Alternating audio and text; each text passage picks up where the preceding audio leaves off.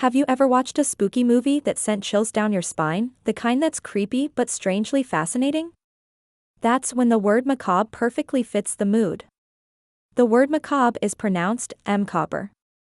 It is an adjective, and it describes something that is gruesome, disturbing, or related to death and horror in a dark, artistic, or weirdly fascinating way.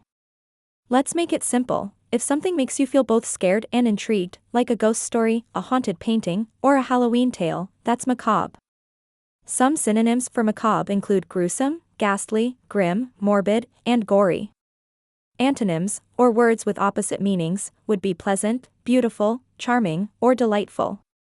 Here's how you might use it in real life. The movie's macabre scenes kept me awake all night. Or, the artist's macabre imagination turned ordinary portraits into haunting masterpieces.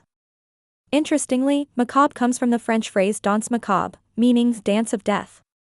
This refers to a medieval idea that death unites everyone, rich or poor, young or old.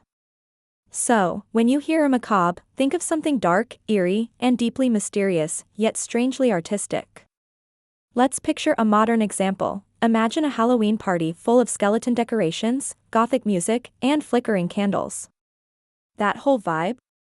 Totally macabre. Now you know that macabre isn't just about horror, it's about the fascination behind the fright. So the next time a story gives you goosebumps, try describing it using this powerful word.